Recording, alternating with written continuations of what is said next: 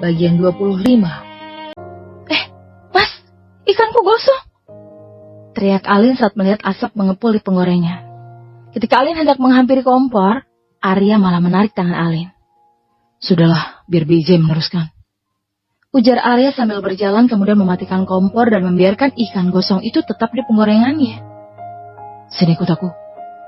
Arya menarik tangan Alin agar mengikutinya keluar dari dapur. Arya mendudukkan Alin di sofa ruang tamu.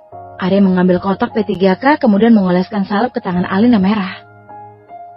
Apa sudah sering mengalami kejadian seperti ini? Iya. Kalau begitu berhentilah memasak, biar asisten rumah tangga saja melakukannya. Jangan berlebihan deh mas, ini cuma cedera ringan kok. Memasak itu kan hobiku, jangan dilarang. Bersiap-siaplah, ganti bajumu, ikut aku. Kamu bolos kerja lagi mas? Iya. Tapi mas, jangan tapi-tapian, di sini aku bosnya. Ih, sombong sekali sih. Mau ikut keluar denganku, atau mau berduaan di kamar denganku? Tanya Arya memberikan dua pilihan pada Alin. Keluar sajalah, jawab Alin. Kemudian Arya menarik tangan Alin hingga berdiri. Mas? Iya.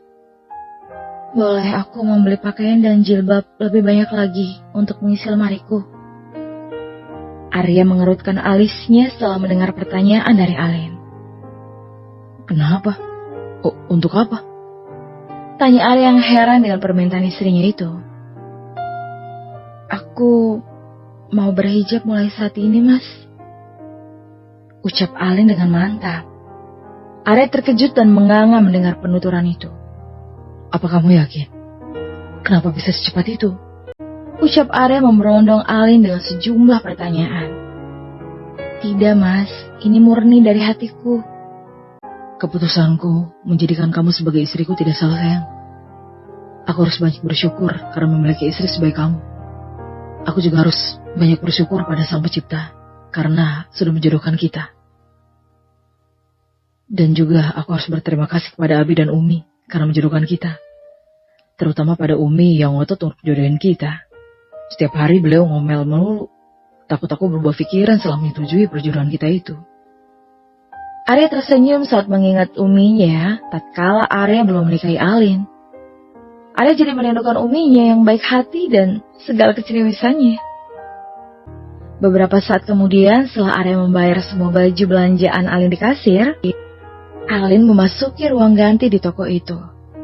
Arya sendiri tak menyangka dengan hal ini. Alin tiba-tiba mau menutup auratnya.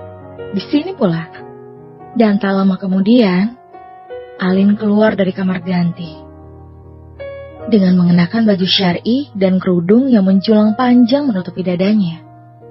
Sudah sesuai dengan aturan menutup aurat yang sesungguhnya. Yaitu menutup aurat dan tidak memperlihatkan lekuk tubuhnya. Arya terpesona melihat keanggunan istri tercintanya itu. Ya, dalam balutan busana, mata Arya tak berkedip sedikit pun. Ia menyusuri tubuh Alin dari atas ke bawah. Kenapa menatapku seperti itu, mas? Aneh. Tanya Alin yang malu dan tidak percaya diri. Bukannya menjawab pertanyaan dari Alin, Arya malah bangkit dari tempat duduknya dan menghampiri istrinya. Membelai wajah Alin, kemudian mengecup kening Alin dan memeluknya. Aku sangat mencintaimu, istriku. Mas, jangan begini di tempat umum. Tuh, lihat, ada CCTV. Yaudah, nanti lanjutin di kamar. Ngapain? Belah duren. Ujar Arya berbisik di telinga Alin. Entah kenapa setiap mendengar kata itu tercetus dari mulut Arya, membuat Alin selalu merasa malu. Janjinya tadi apa? Masa udah lupa? Ujar Alin yang wajahnya sudah memerah karena malu. JJS. Arya berdecak. JJS, apa itu mas? JJS, janji-janji saja. Alin hanya memutar bola matanya malas saat mendengar itu.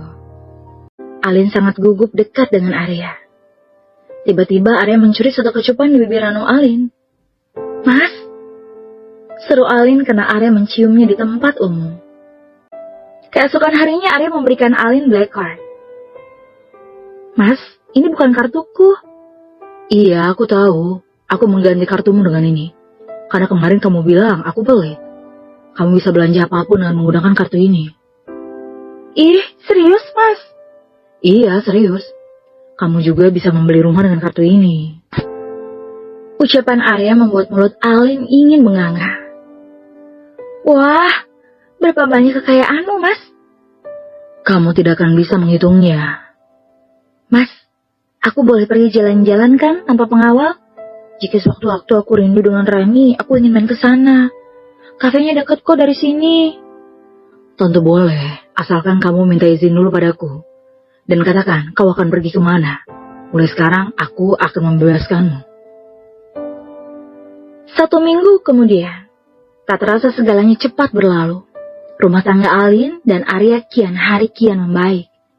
Alin mulai membuka hati untuk Arya. Alin berusaha melupakan semua lukanya dan memaafkan semua kesalahan Arya. Bab suci. Di gelapnya malam yang sunyi sepi, yang hanya diterangi sinarnya lampu yang tergantung di atas tiang di tepi danau. Tempat pertama kali aku berjumpa dengan Mas Arya. Aku duduk menangis meratapi nasib percintaanku dengan Mas Arya. Aku sudah berusaha melupakanmu, Mas. Tapi aku tak mampu. Rasa sakitnya masih sama dan tidak berkurang sedikit pun. Padahal hari sudah lama berlalu, tapi duka ini tetap tinggal di hatiku.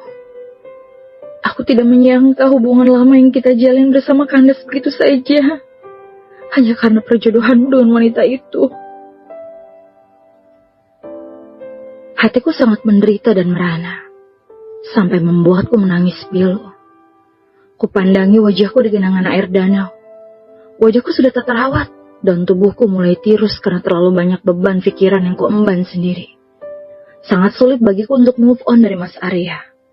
Karena aku sangat mencintai Mas Arya. Di sini aku menderita, dan di sana Mas Arya sedang bahagia dengan wanita barunya. Memikirkan hal itu membuat hatiku terasa sakit bagai ditusuk-tusuk sembilu. Padahal aku sudah menghasut Iqbal, mantan kekasih Alin. Tapi dia pun gagal. Iqbal tidak bisa memisahkan Mas Arya dan Alin istrinya. Aku sangat frustasi dan terpuruk. Aku bangkit dari dudukku dan berjalan gontai karena aku tak punya tenaga. Aku berjalan menuju mobil pemberian dari Mas Arya. Sangat sedih rasanya. Segalanya mengingatkanku dengan Mas Arya. Aku mengemudikan mobil dengan perasaan yang hancur guna-gulana. Di perjalanan pulang, aku melihat banyak pemuda dan pemudi memasuki klub malam. Kulihat mereka asik menikmati keindahan dunia tanpa derita. Mereka hanya menebar tawa bahagia. Aku pikir, jika aku memasuki tempat itu, aku juga akan ikut bahagia seperti mereka. Setidaknya untuk sejenak bisa melupakan sakitku. Mungkinkah itu?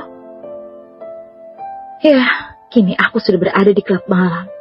Aku berjalan memasuki klub malam itu. Kulihat sekeliling banyak sekali pemuda-pemudi yang minum minuman haram dan berjoget seperti orang gila. Aku duduk di kursi bar tempat biasa orang-orang memesan minuman haram itu. Kupandangi sekeliling. Beberapa pasangan sedang bercumbu ria tak tahu malu di tempat terbuka seperti ini. Nona, kau mau minum apa? Tanya seorang bartender kepadaku.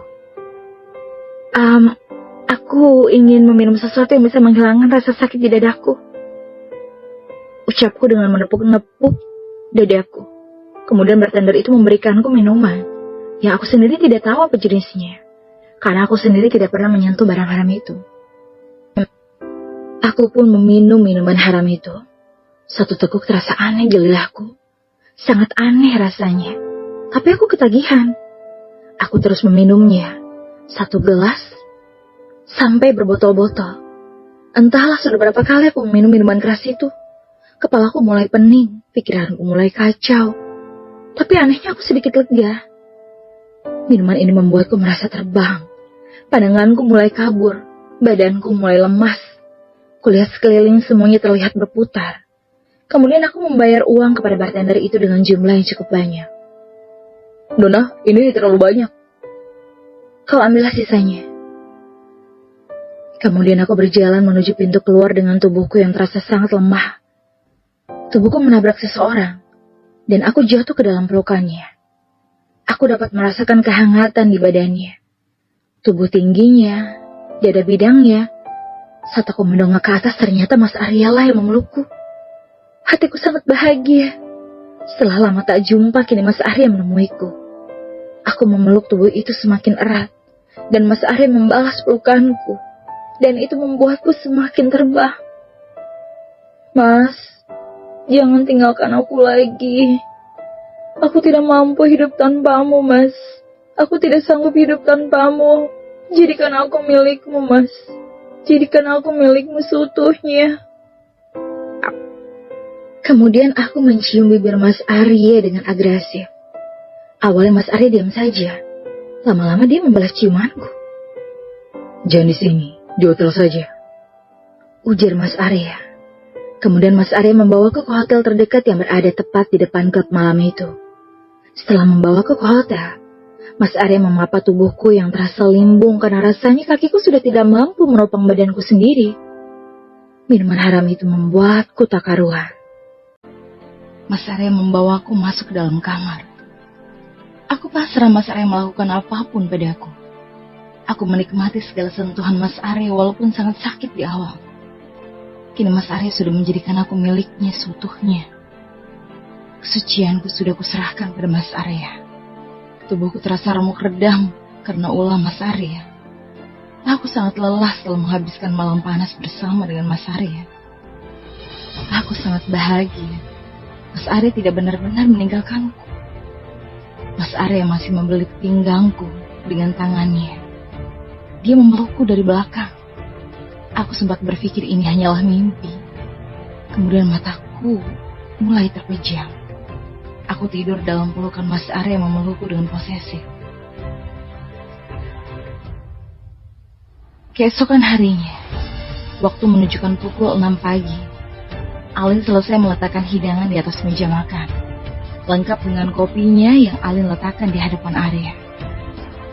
Terima kasih sayang, ujar Arya kemudian menyeruput kopinya. Panas. Ya iyalah panas, Mas. Asapnya aja masih mengepul, sahut Alin. Alin meletakkan piring di hadapan Arya, kemudian mengambil nasi yang kemudian diletakkan di atas piring itu. Mas, lauknya mau yang mana? Tanya Alin. Yang itu, dan yang itu, jawab Arya seraya menunjuk lauk yang ia pilih. Alin memang memasak banyak menu setiap harinya karena semua pekerja yang berada di rumah itu memakan makanan yang sama dengan majikannya. Semua adalah perintah dari Arya, sebab Arya selalu mengingatkan Alin untuk senantiasa berbagi. Kalau ada orang, jangan makan sendirian. Kasihan kan yang lain kalau cuma lihat. Petua Arya yang selalu Alin ingat. Setelah Arya dan Alin selesai sarapan, Alin mengantarkan Arya yang akan berangkat kerja ke depan rumah. Mas, aku izin ya, mau main ke kafe Rani, ujar Alin pada Arya. Boleh, tapi ada syaratnya, ujar Arya memberikan Alin persyaratan. Apa, Mas? Tanya Alin pada Arya dengan mengerutkan alisnya. Cium, jawab Arya sambil menunjuk-nunjuk pipinya. Kemudian Alin mengecup pipi Arya dan langsung lari terbirit-birit memasuki rumah. Arya tercengang sambil menyentuh pipinya. Wah, istriku sudah mulai nakal. Padahal aku cuma bercanda. Sepertinya ini kode darinya. Nanti malam pasti sudah bisa membuka segel, ucap Arya sambil menyentuh pipinya. Kemudian Arya pergi memasuki mobil dan meninggalkan rumah itu. Tepat pukul 9 pagi, Alin memarkirkan motornya di tempat parkir kafe milik Rani. Alin melangkahkan kakinya memasuki kafe. Kafe terlihat sedang lengang, tidak banyak pengunjung. Alin memasuki dapur kafe Rani tanpa sungkan-sungkan seperti kebiasaan yang dia lakukan. Rani? Panggil Alin. Kemudian Rani melihat asal suara itu. Rani tampak tercengang melihat penampilan baru sahabatnya. Alin, tumben pakai hijab? Tanya Rani. Iya, aku hijrah sekarang jadi wanita berhijab. Wah, hebat, bagus banget. Kalau kamu sendiri kapan mau hijrah pakai hijab? Tanya Alin pada Rani. Tunggu pintu hatiku diketuk oleh Hidayah dulu, jawab Rani, malu pada pertanyaan Alin. Kamu lagi buat apa? Aku lagi buat eksperimen menu baru untuk kafeku. Boleh aku bantu? Tentu, ku terima dengan senang hati bantuanmu karena masakanmu sangat enak. Itu akan sangat membantuku dalam membuat eksperimen baru, jawab Rani. Kemudian Alin mulai membantu Rani meracik resep baru. Kok tumben sih, kafemu sepi? Tanya Alin pada Rani. Iya, ini kan jam kerja ya. Biasanya ramai itu jam 12 waktu karyawan istirahat. Tiba-tiba suara dari handphone Rani berbunyi. Rani segera menerima panggilan dari nomor private number. Halo? Halo? Ini siapa ya? Halo? Kalau nggak jawab aku matiin teleponnya nih. Halo? Ujar Rani.